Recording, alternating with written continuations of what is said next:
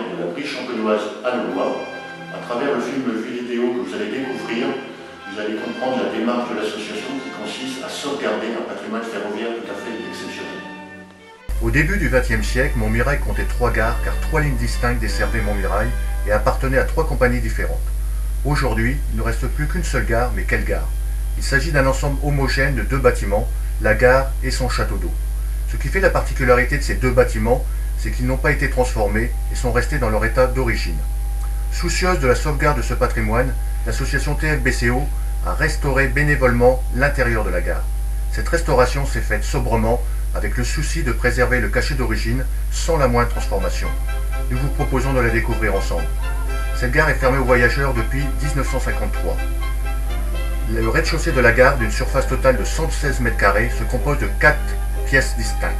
Une salle principale dite des pas perdus, d'une surface de 47 m², qui présente la particularité d'avoir un pèse-marchandises et un banc en bois incorporé au mur. Une salle d'attente première, deuxième classe, qui présente la particularité d'être ornée d'une cheminée et d'une banquette en cuir authentique avec un sol en parquet. Et enfin, une salle d'attente troisième classe, d'une surface de 30 m², plus spartiate avec un sol en carrelage.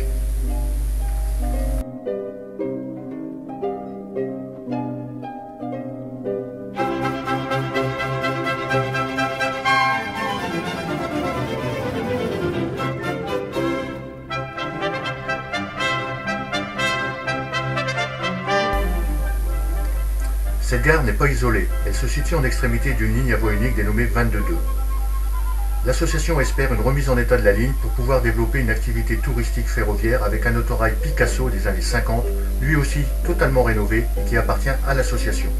Le projet de sauvegarde de cette gare et de création d'un musée ferroviaire s'inscrit donc aussi dans un projet touristique très complet et cohérent. L'association a obtenu de la SNCF propriétaire de la gare une promesse de vente, mais limitée dans le temps. Si l'association n'a pas recueilli les fonds nécessaires en 2013, cette gare sera vendue à un privé et perdue. Le rachat de la gare est donc l'occasion unique de pouvoir l'immortaliser en reconstituant l'agencement et le fonctionnement de celle-ci tel qu'il était à l'époque de la vapeur. C'est la raison pour laquelle nous faisons appel à votre générosité. L'aspect culturel de la démarche de l'association a été reconnu par le ministère de l'économie. En conséquence, les sommes versées pour la sauvegarde de cette gare ouvrent droit à une réduction d'impôts.